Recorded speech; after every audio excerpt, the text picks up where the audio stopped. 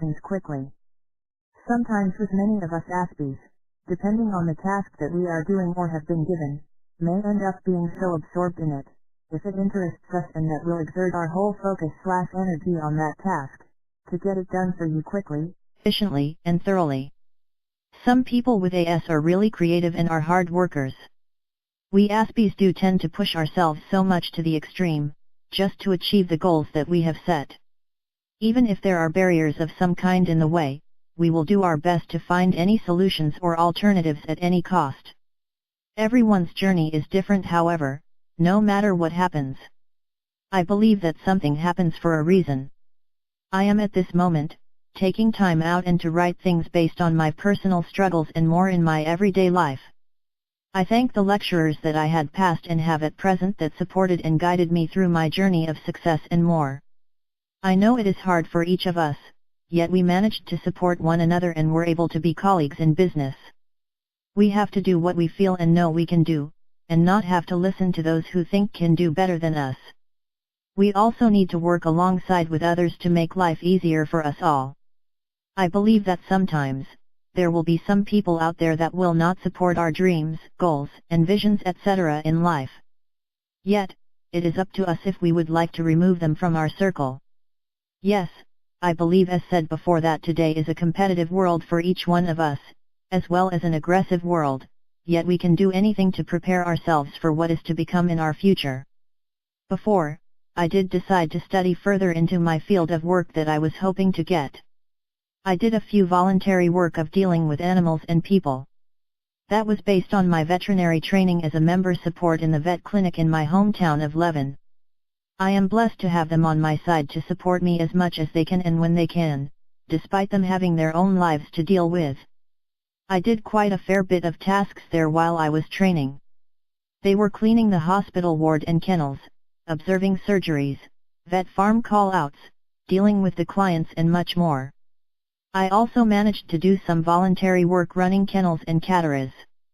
There was plenty to do there, as I was told to look after the cats by changing their bowls, cleaning the bowls and catteries as well as feeding the cats.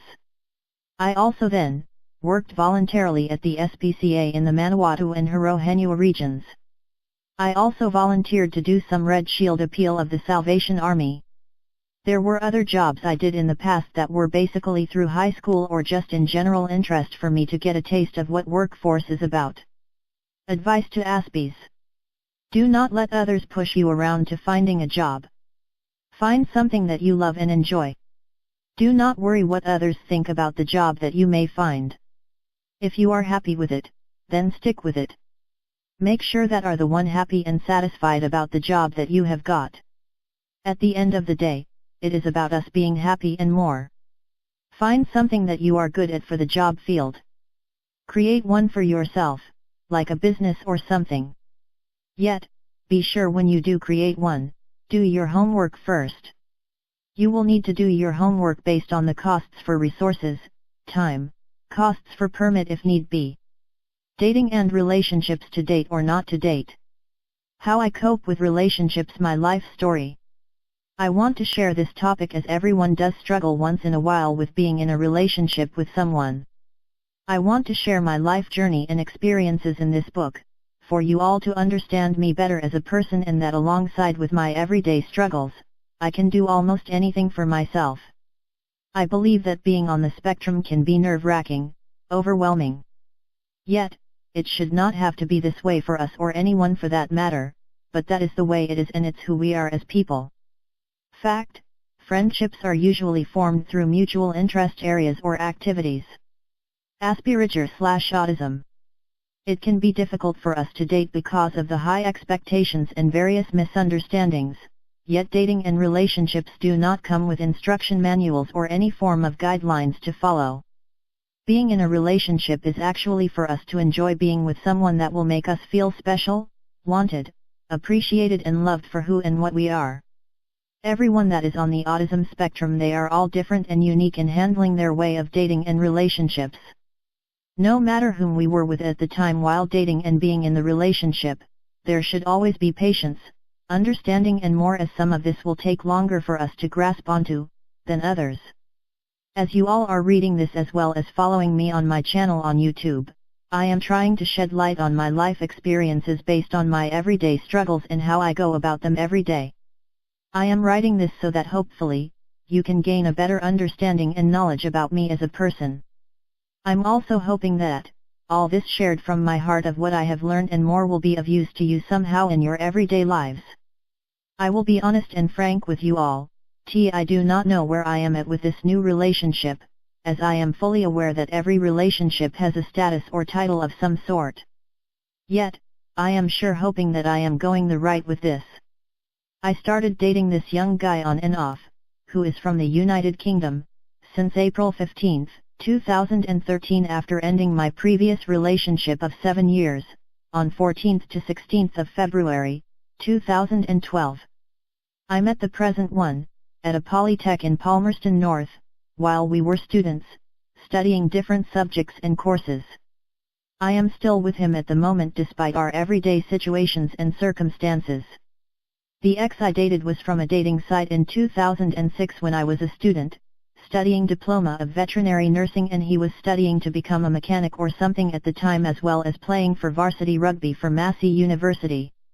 It started out like we were chatting online and having the chance to get to know each other, and thought after 6-7 months to at least meet up. We did agree to meet up as he was playing rugby at the time and I was supposed to meet him at the grounds where he was playing. I missed the opportunity as I was so shy, nervous, and having all these thoughts in my head about what he will be like, who he really is, and more. The type of feelings that some people may have after talking to someone online would probably cloud their thoughts, judgment, and perception of the person. That had me hooked at the time. Little did I know it was little white lies based on his charm and charisma. It was like going on a blind date, not knowing what he looked like, as we did however, exchanged numbers and photos, and that we decided to try again after that week. 2 weeks later, we met at a Subway and had lunch despite the fact that he wanted to meet me at the Polytech where I was studying at the time. Yet, I had lots of books in my hands and it was hard to see above me. I remember it being an overcast day and that we decided to have lunch under a tree, in the square. We laughed and talked like normal human beings until I dropped my sub on my new top that day and it stained and wrecked with Italian meatballs.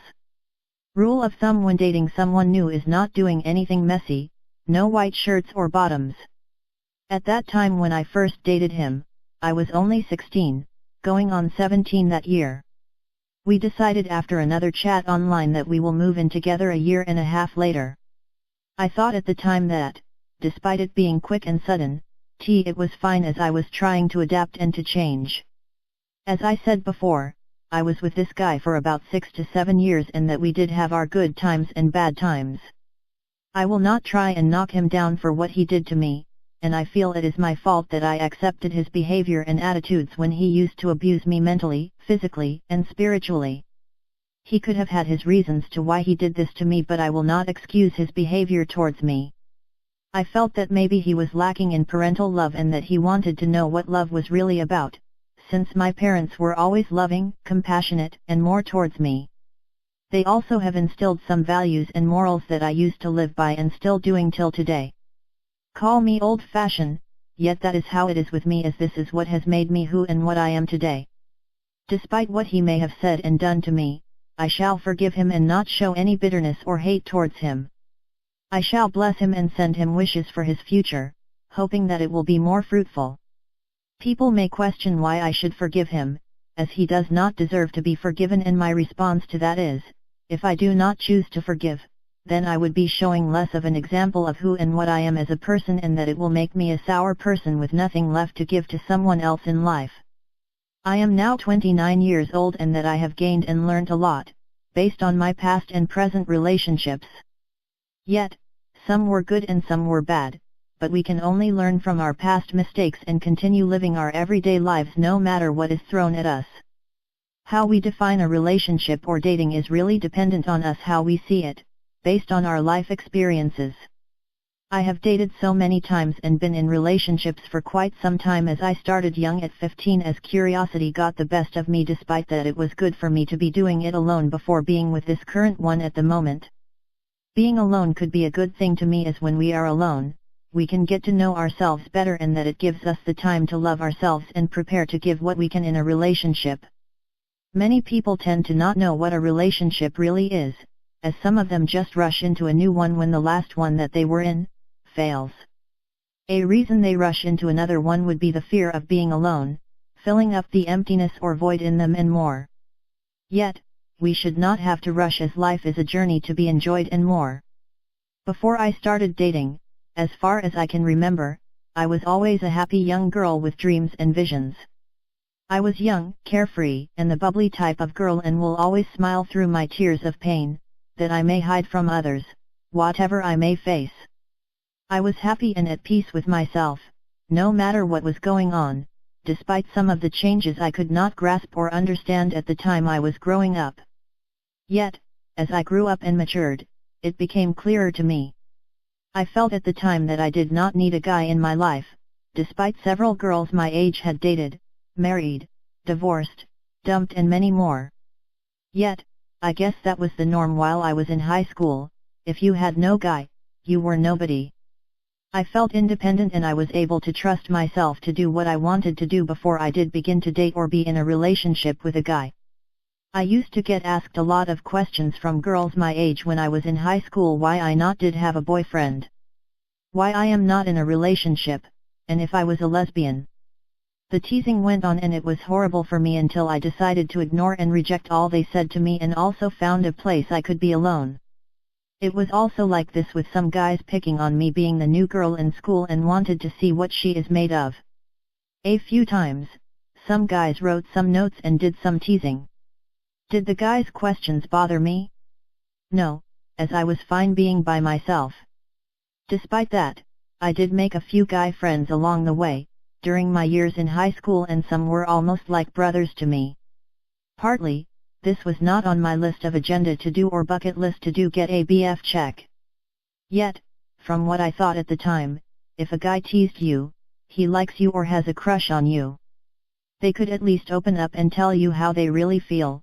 Yet I guess as they say, guys do not solely rely on their emotions. I could stand on my own 2 feet, despite that sometimes when I made an outburst in class, I was being labeled the troublemaker and then got sent to the principal's office. Every relationship I tried to involve in did not last long due to a lot of reasons. Some of the issues that I was facing and dealing with when I was with them could have been fixed, instead of being ignored or avoided. Yet, I felt that I was not always the problem in that relationship or when I dated them. Sometimes, I felt that when certain situations arose in most of my relationships or dating with the guys, I moved on too fast to another relationship to avoid getting hurt or to just fill the emptiness and loneliness. I did at one stage and still crave for attention and affection, yet what I see today is that many people just tend to jump from one relationship to another no matter what. Many people after a breakup will want to have more girls or guys in their life, like they are competing. As said before, many people do not know what relationships are really about and that we need to get back to basics and reality of all this. I learned at the time when I first started dating and being in relationships that I nagged, was clingy, and bitchy, maybe. I usually get along with both sexes no matter what age and what they have been through.